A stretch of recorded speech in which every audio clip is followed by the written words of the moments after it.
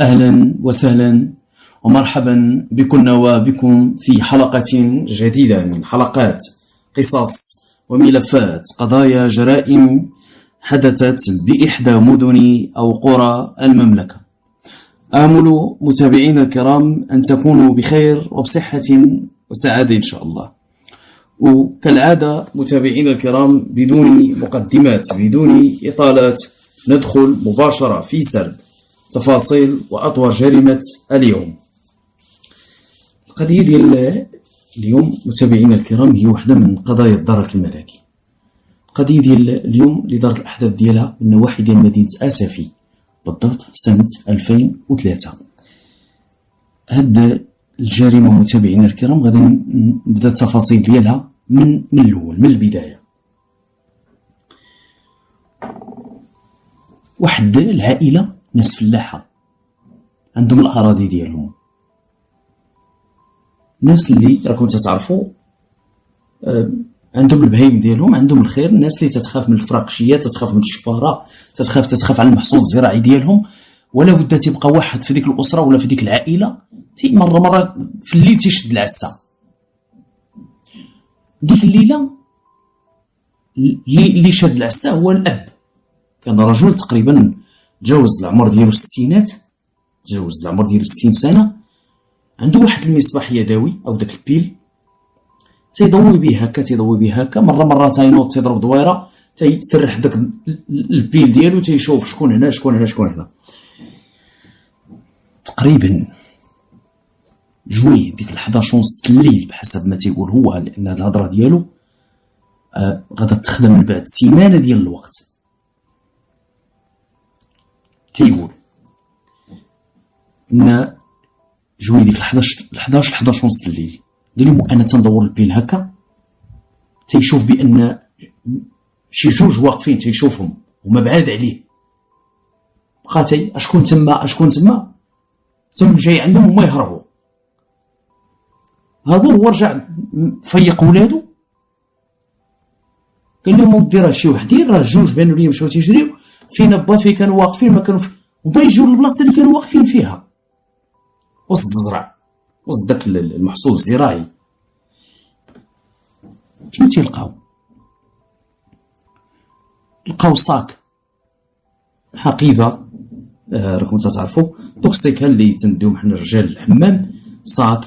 هذاك الصاك لقاو فيه شي حوايج، دوك الحوايج اللي لقاو فيه هما حوايج ديال شي واحد، تيشورت، سراوال، شي حاجه هكا، ولكن داك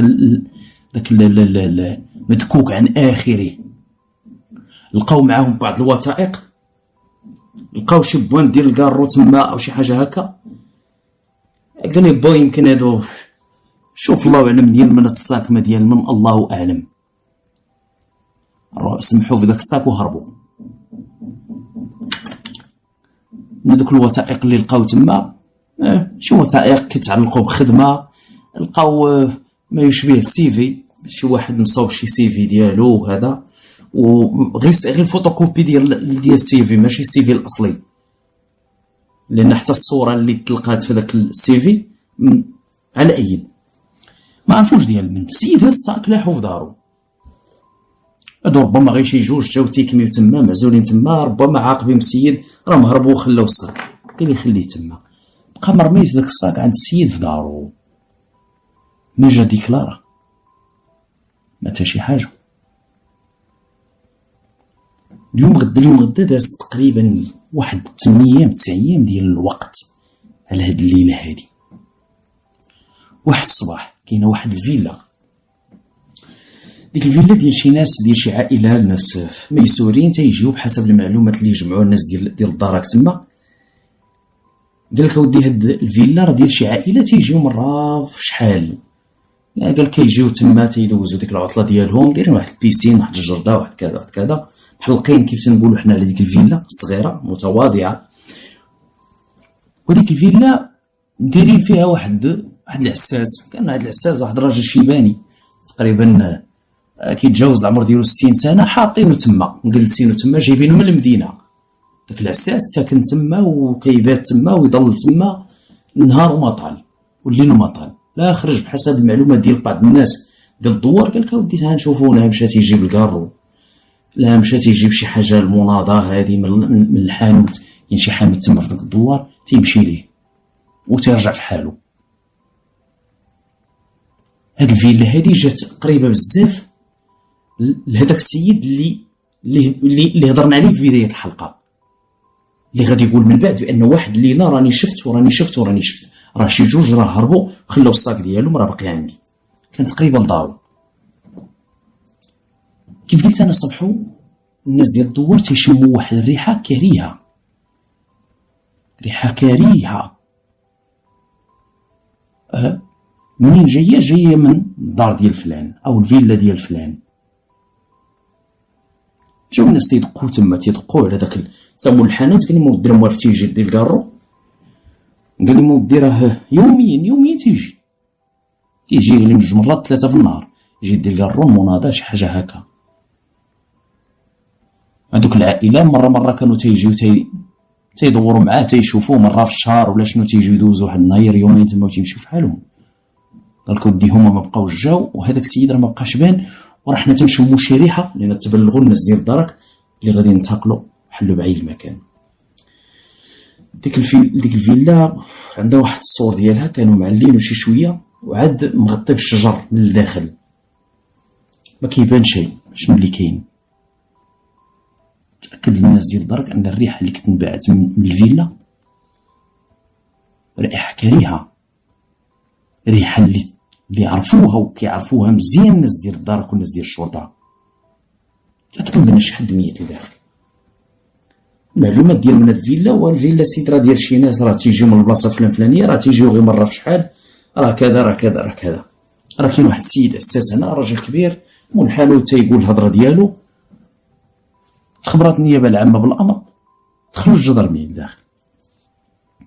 شنو تيلقاو السيد لابس واحد القندوره في الفتره ديال الصيف، والسيد طايح الارض، الجثه ديالو في بدايه التحلل، ريحه كريهه كتنبعث من الجسد ديالو عزكم الله. السيد مقتول مضروب لراسو، الضرب اللي مضروب السيد مضروب للراس ديالو. بدل المحققين السيد بقى طايح فوق العشب هكاك بقى. تخبرات النيابه العامه بالامر، خبروهم الناس ديال الدرك النيابه العامه عفوا بان راه تلقات جثه في بدايه التحلل ديالها. هزوا الجثه لمستودع الاموات. شكون هو السيد؟ كان ضروري خصهم يتوصلوا لصاحب الفيلا يتصلوا به واللي تعرف شكون هو. بعد البحث اللي داروا الناس ديال الدار توصلوا لشي حد تعرفوا، اتصلوا بهذاك السيد هضروا معاه، اكد لهم قال لي مودي فعلا الفيلا ديالي، وانني انا راه هذه تقريبا واحد اكثر من 20 يوم باش اخر مره كنت انا تما انا وولادي، وان هذاك السيد راني تنعرفو مزيان، وهذاك السيد راه عندنا من هنا من البلاد، وانا اللي هزيت داك السيد ما مزوج ما عمرو تزوج ما عنده لا اولاد لا جوج.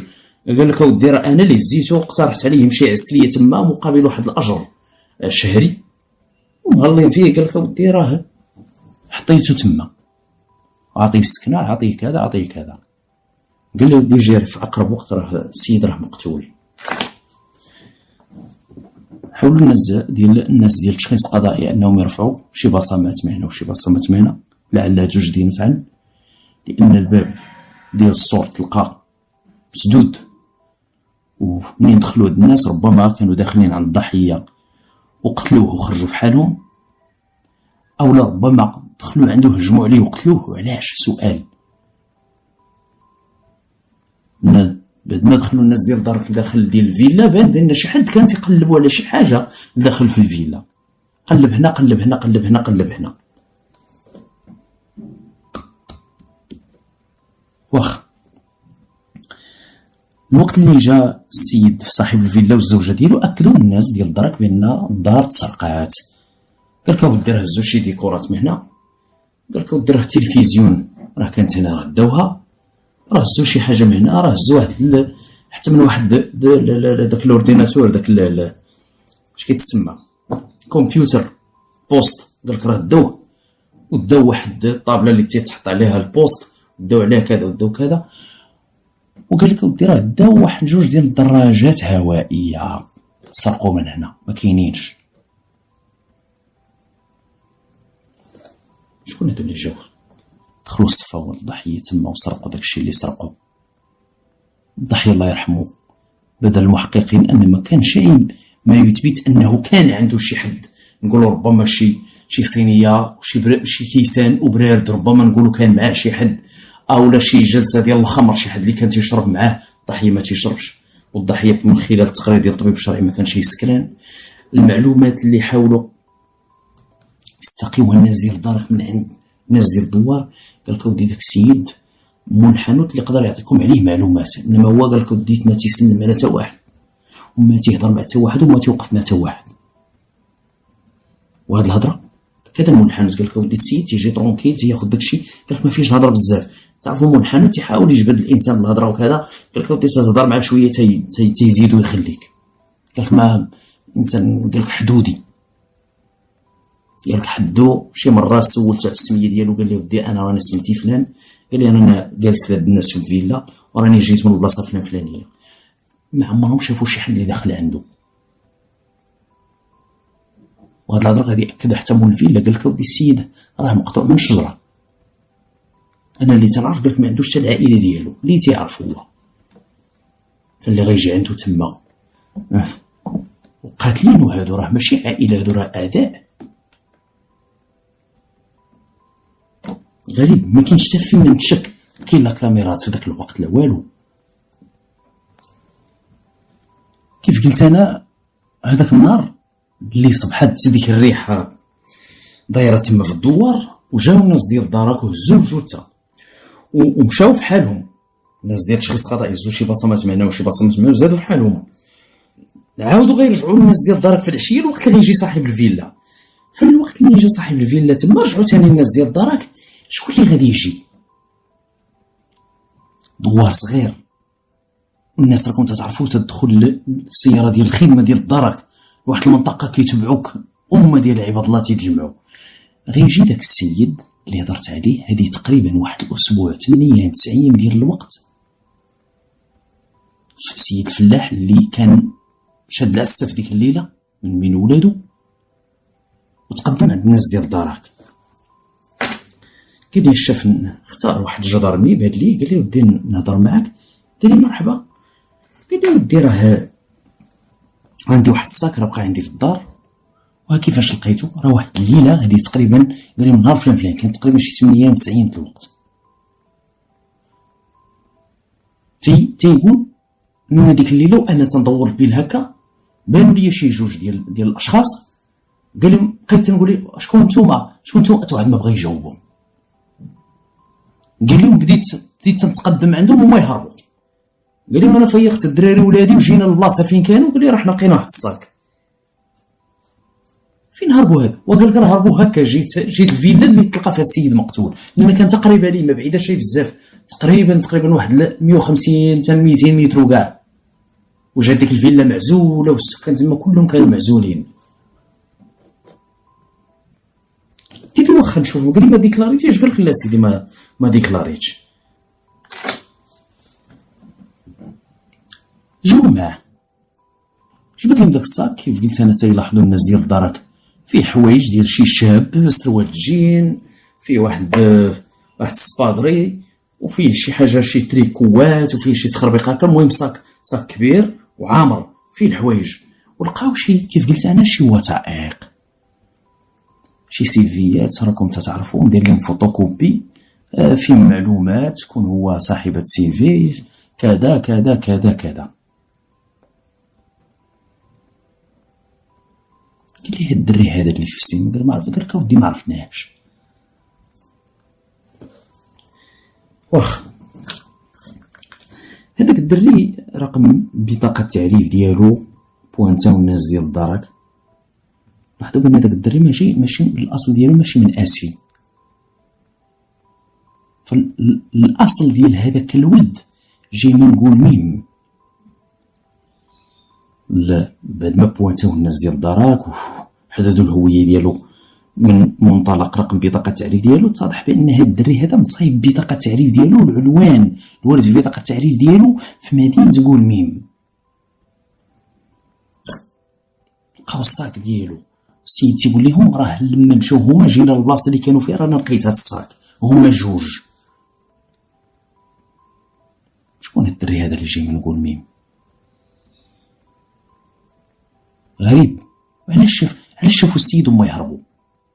نورمالمون شافوا السيد يقول له ودي اسمح لينا الحاج، حنا برانيين وجينا جلسنا هنا وكذا، والله يسامح ما فيها باس. لا، هما لدرجة هربوا وسمحوا حتى في الصاك.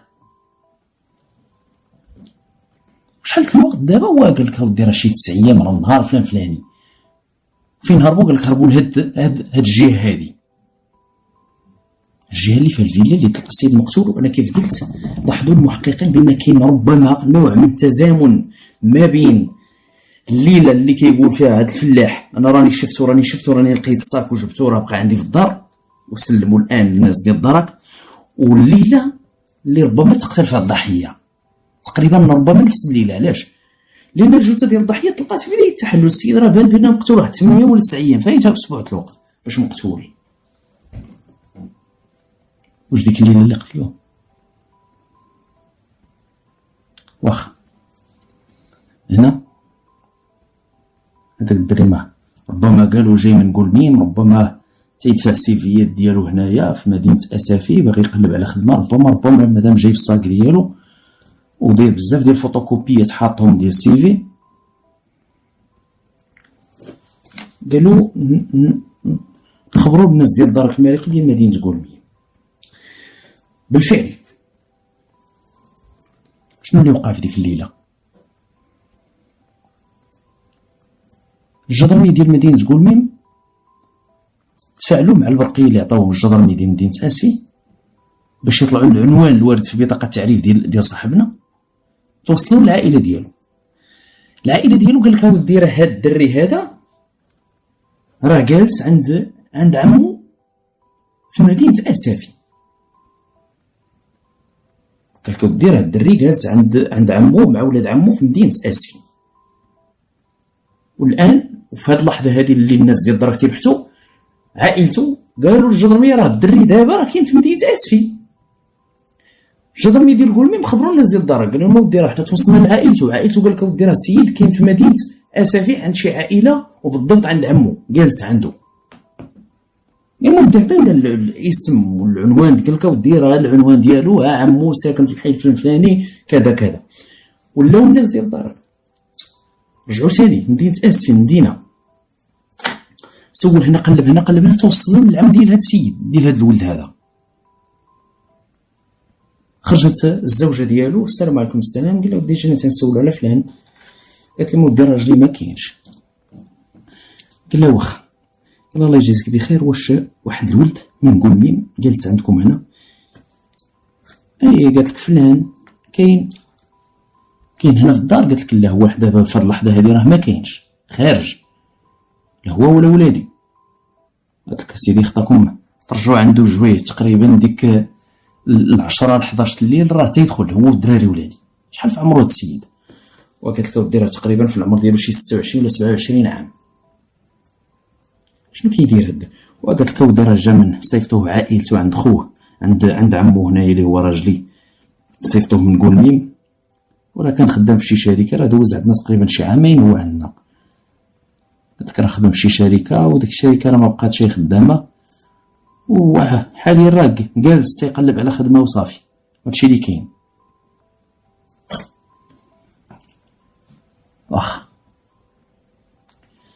بدلوا الناس ديال الدار ساعه اخرى، عاودوا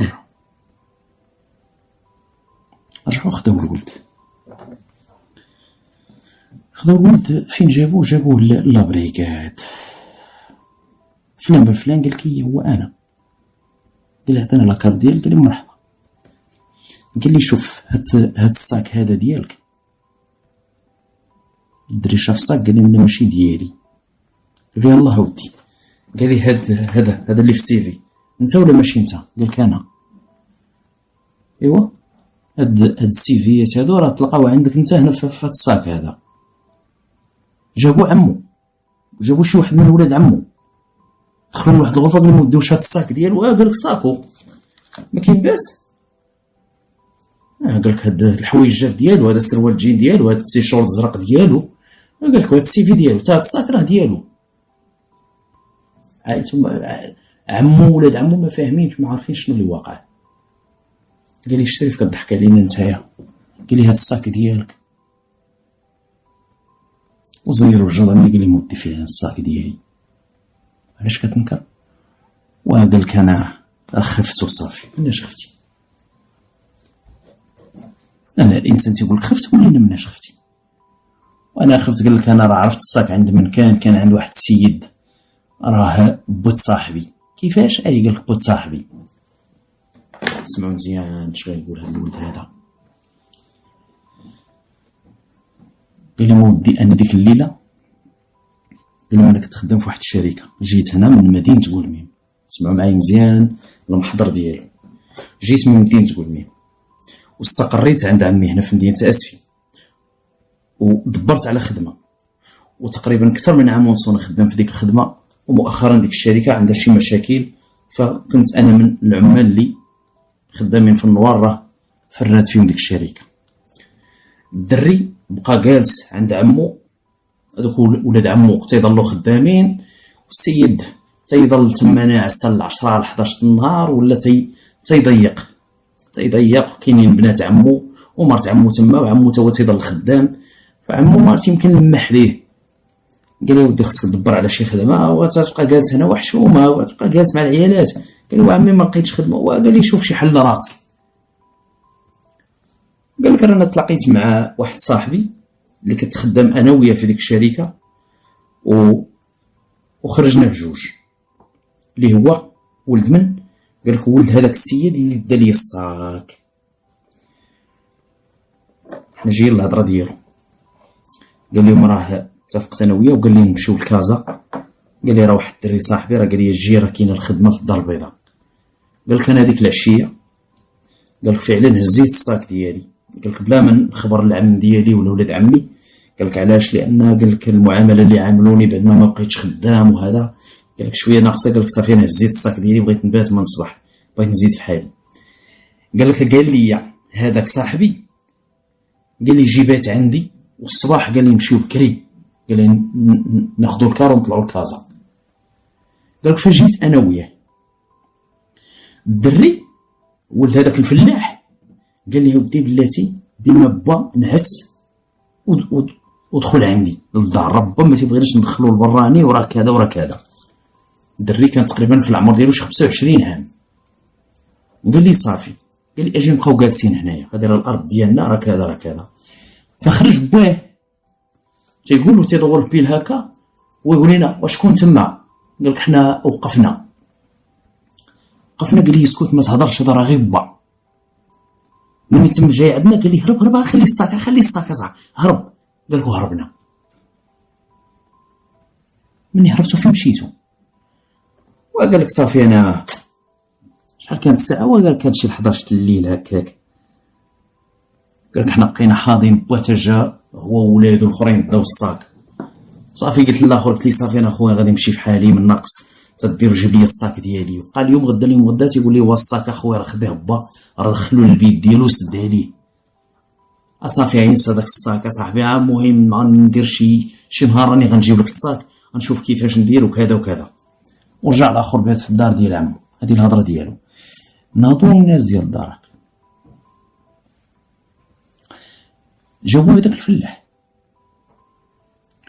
قال له واش عندك شي ولد تقريبا في العمر ديالو 25؟ قال لك عندي. اش كيدير هذا الولد؟ وقال لك حاليا راه جالس، كان خدام في واحد الشركه راه ما بقاش خدام فيها. نفس الهضره اللي هي الدري. ايوا وقال لك اودي راه في الدار جالس.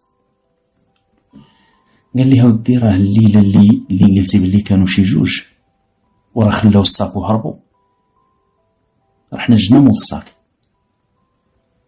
وعرفتي شكون اللي كان معاه؟ قال لي راه كان معاه ولدك، وراه صاحبو راه تعرفوا في داك الوزين اللي كانوا او ديك الشركه اللي كانوا خدامين فيها.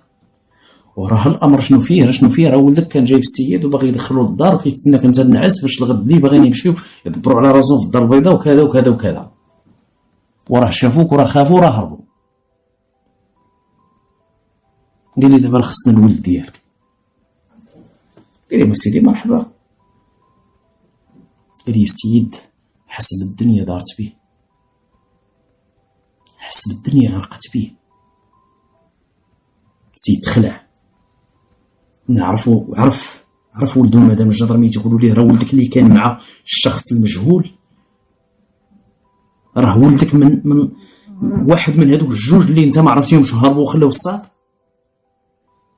في الوقت اللي هو كان كيقول للناس، قال لهم راه يمكن هذوك اللي هربوا ديك الليله راه مشاو قتلوا العساس الراجل الكبير اللي لقاوه مقتول، وهو بفمو، وهو قال الجدرمي ودي راه واحد الصاك حتى واحد ما سولو. هو في ديك الليله ما جا ديكلارا لا لذاك النهار لا الغد ليه. توقعت الواقعه بشكل تطوعي وشكل تلقائي عطى اقواله.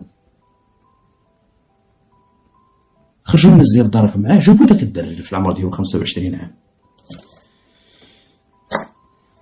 انما لاحظوا بان الدري الاول اللي عطى الاقوال ديالو صاحب الصاك قال لهم ودي انا اللي خليت الصاك ديك الليله وانا اللي كذا، ولكن الاقوال ديالو وقفات عند انه رجع بات في الدار ديال عمو ديك الليله.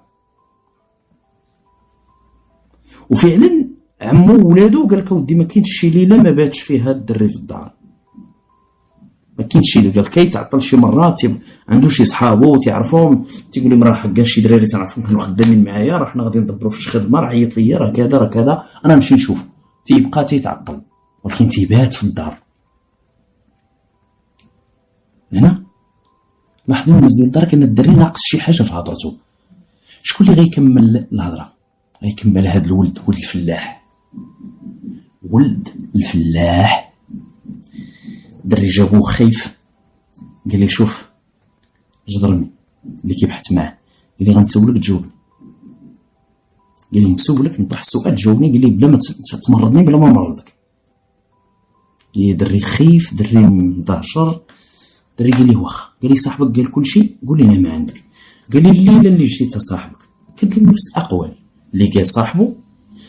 قال لك انا ديك الليله خفت من با وهربت وغنتحرج مع با، وهذا قلت لي خلي الصاك تما ترجعوا ليه وكذا وهربنا. قال لك انا ما يسحبشني بان با غيجي ياخذ الصاك هو خوتي. قال لك من بعد بغيت الصاك غير نسرقوا البا باش نجيبوا المولاه. قال لك با سد عليه في البيت ديالو. ولكن شنو وقع ديك الليله؟ الهضره اللي ما قال صاحبك غتقولها انت.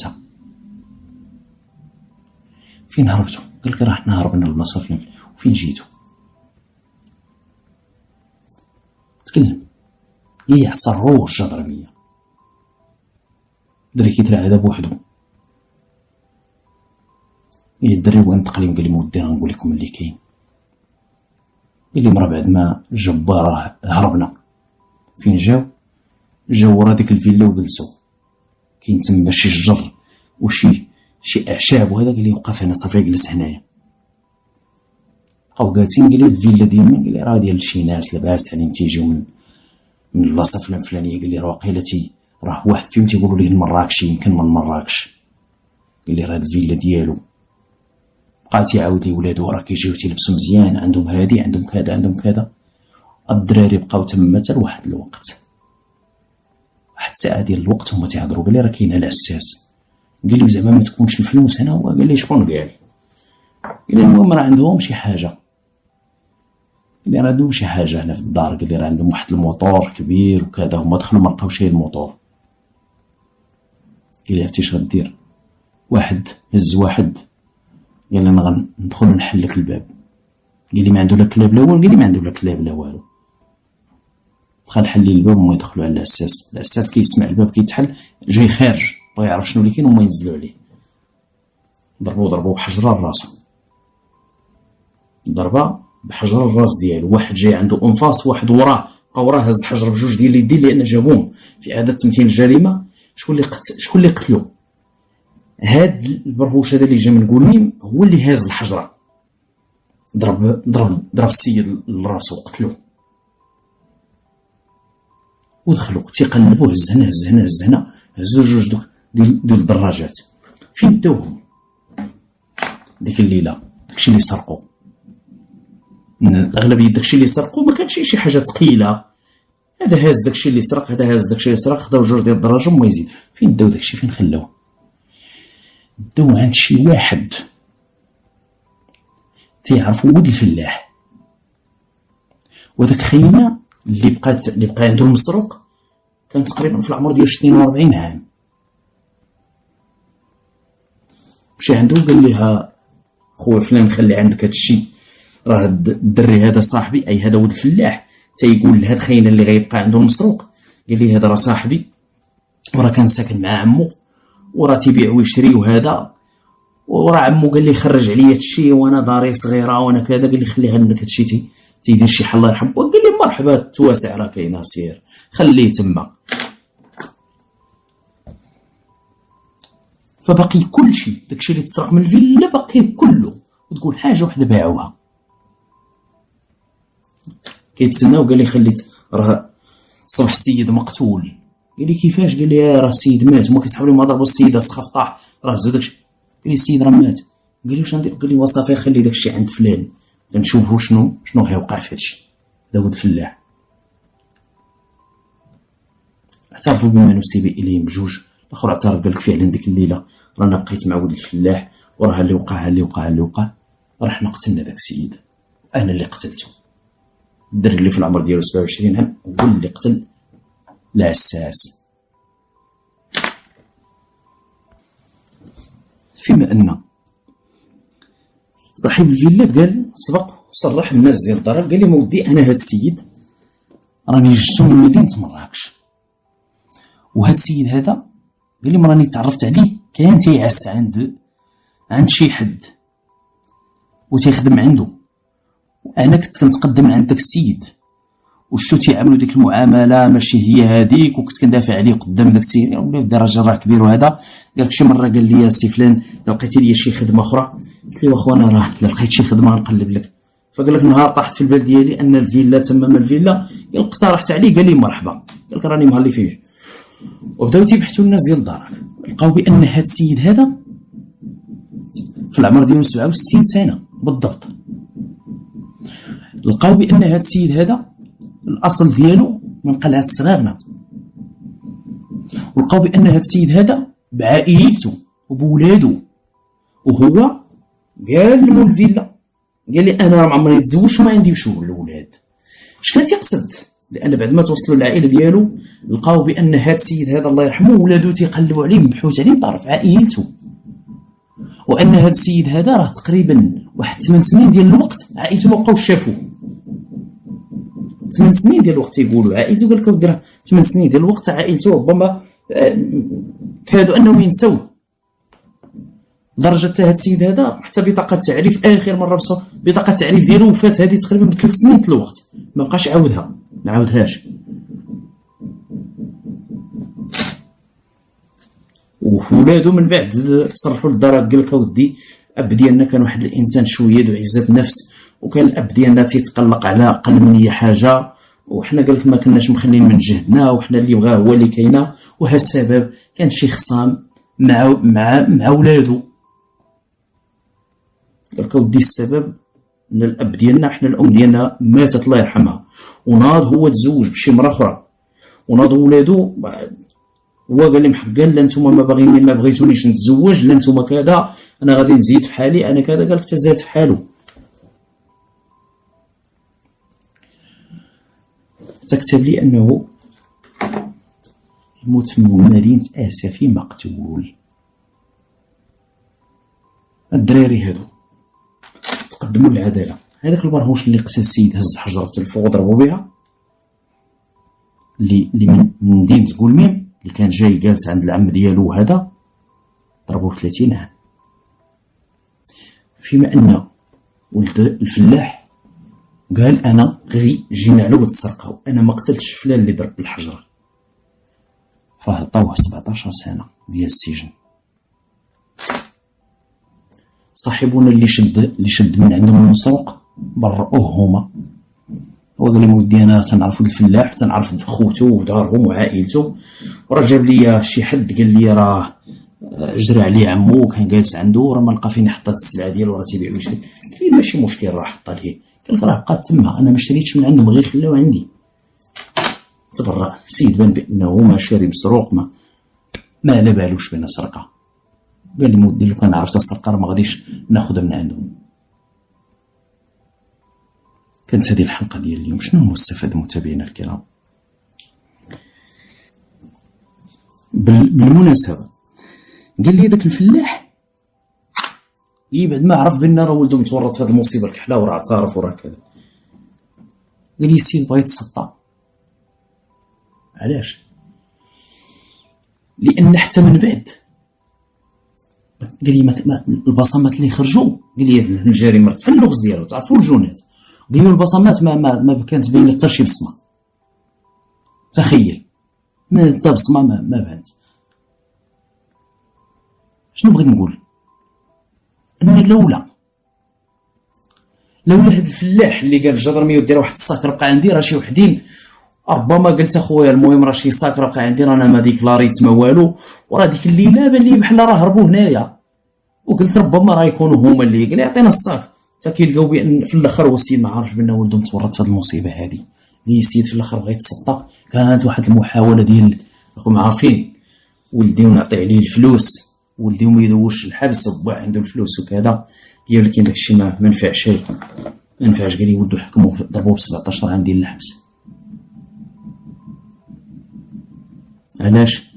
شوف، ولدو جايب واحد باش يبات عنده، باش قال لي وات انا طالع لي الدم، انا هادي وانا كذا وانا كذا وانا باغي نطلع لكازا، انا طالع لكازا، بغيتي تمشي معايا.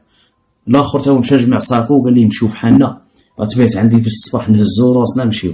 قال لي ولكن نتسنى غير با بين ما نعس وندخلك تبعت عندي. قال لي صافي، تا ولاو في جريمه قتل.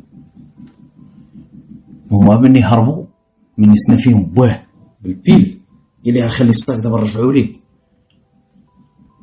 خلاه بواه تا مشاو عاودوا رجعوا هما للصاك، ما لقاوش ورجعوا ثاني حتى مع جيت الفيلا جالسين. وبدا شكون ساكن في الفيلا وما ساكن حتى شي حد، شي ناس مولاتي يقولوا ليه المراكشي راه واقيلا من مراكش. المهم قال لي لاباس عليه، ولادو فيهم شويه العياقه وتيجيو لابسين مزيان وعندهم جوج طوموبيلات وكذا، راكم عارفين. قال لي راه عندهم شي موطور، ما جايين الهدف ديالهم قال لي نديو الموطور ونبيعوه ونديروا كذا وكذا. دخلوا ما لقاو لا موطور لا والو، ما يبداو يهزوا اللي لقاوه تما تيهزوها تيديوها. شوف كيفاش قلبوا على جريمه في ديك الليله، كيفاش هذا النوع ديال البشر اللي تيكون ستابل تيقول لك انسان عادي، في جزء من الثانية تطيح لي فكرة ديال نقترف جريمة من أجل الحصول على واحد المنفعة معينة. ما كنقولش أعوذ بالله من الشيطان الرجيم ولا لا، تنفذ. طاحت الفكرة، خصني ننفذ، مابقاش نختار واش ندير الجريمة ولا ما نديرش، ولا نفكر في شنو التداعيات شنو التبعات من بعد نقترف أنا جريمة، واش غنحصل واش ما غنحصلش، وحتى ما لا حصلت شنو غيوقع. كتلقى بنادم العقل ديالو مزموت، ما كنقولوا حنايا مزكم ديالو شنو محدود، العقل ديالو صغير بزاف، المساحه ديال العقل ديالو صغيره بزاف، ما تيفكرش. النتيجه شنو النتيجه؟ قالت لي نروح اللي حرمها الله سبحانه وتعالى، ما صورتو حتى شي حاجه، داكشي اللي صرت من الفيلا راه يرجع للموالي، راه باقي عند السيد. 30 عام 17 عام. كانت هذه الحلقة ديال اليوم. نتمنى متابعينا الكرام ان هذه الرسالة هذه تكون وصلت، وآملوا ان شاء الله من هنا لقدام. الحمد لله راه حنا تنشوفوا واحد كاين شوية ديال الضوء، كاين واحد الامل. تنشوفوا الشباب، الدراري ديال العشرينات والدراري ديال الثلاثينات اليوم ناضوا تيخدموا، ناضوا الدراري تيستعملوا الانترنت. كاين اللي كيمشي تيدير الاي كوميرس، كاين اللي تيمشي تيتعلم شي برمجه، كاين اللي تيدير شي تجاره، تيكري محل تيجهزو تيبدا خدام تيبيع ويشري، والناس تلقاها باغا توصل وتجتهد. بالمقابل كتلقى واحد الفئه واللي ربما هي السمه الغالبه، ماشي من باب التشاؤم ولكن من باب الواقع. طلع خويا لما كتخرجش من داركم طلع غير من الشرجم، جلس دير واحد القهيوه وتكا على البالكون ديالكم هكا وبقى تشوف الناس. حضي الناس، حضيهم وشوف شنو اللي غادي يبان لك. راه الشباب اليوم ضربوا الخلا كيف تنقولوا، ما بقاش باغي يخدم، ما بقاش. واش على بالكم بان الخدام ديال البناي راه ما بقاوش لقاوهم؟ واش عارفين هاد القضيه ولا ما عارفينهاش؟ البناي راه واصلين معاه 350 درهم 400 درهم للنهار وما لقاوش. ولاد اليوم ما بقاوش باغيين يتعلموا الحرفه ديال البني اللي كنعتبرها انا مهنه الوقت ومهنه الساعه مطلوبه بقوه. البناي اليوم راه تعطيه السلام. اللي تيخدم مع البني ما بقاوش نقارضوا الدراري صحاب اللي عنده الكتاف وباغي يخدم وتيدير ما بقاش. لا تتقول له البني كيقول واش انا ديال البني، وشنو ديالاش الشفار، ما باغي لا تخدم ما باغي دير حتى شي حاجه. ما عندك ديبلوم راه سيدي، عندك شي ديبلوم دخلوك شي شركه، راه سيدي تتعرف شي لغه، تتعرف كذا، قاري شي شويه وما قاريش، خارج من الثالثه خويا، تعلم شي حرفه بلومبي تريسيان ولا واش انا ديال داكشي. واش انا ديال داكشي؟ علاش ماشي ديال داكشي؟ البناي راه هاز اسره، البناي راه راجل، البناي اليوم راه ولا تيسطح مليون في الشهر تبارك الله. البناي راه ولا شكون ولا المحامي ولا الطبيب تيجي عند البناي تيقول لي وما ترى المعلم شنو نديرو هنايا، راه كله بحرفتو. راه اللي خايبه هي انك تكون مشموت تشمت عباد الله في رزقهم وانت باغي تسرق وباغي تنهب وباغي ما بقاش بنادم باغي يخدم. ولا مقابلين البوفا هنا دور معايا خويا شي 2 دراهم الله يرحم باك وعرفتي ولاو تيديروا راه خطا تما مطورين من واحد الناحيه، واخا هما مخدرات كلات العقل ديالهم راه تلقاه ذكي. شو ولا تيقول لك خويا بغيت غير ناكل؟ علاش كيقول لك بغيت غير ناكل؟ حيت عارفنا حنا رجع عندنا شي واحد قال لنا بغيت ناكل والله ما نقدروا نردوه، خنعطيوه ليه من لحمنا. واش لاحظتوا هاد القضيه ولا ما لاحظتوهاش؟ وماشي بزاف. جلست واحد القهوه تنشرب واحد الكاس ديال اللويزان وواحد الصديق ديالي، وجات واحد البنيه والله الا باقا صغيره حق الله العظيم الا شي 13 عام، 3 ساعات قلت لنا دوروا معايا. نقز هذاك الدري اللي معايا قال لها واختي شنو ندور معاك شنو بغيتي ديري بها؟ قالت لي اخويا راه بغيتي من ناكل. قلت لي والله ما واكله اليوم شي حاجه وانا هادي وانا كذا.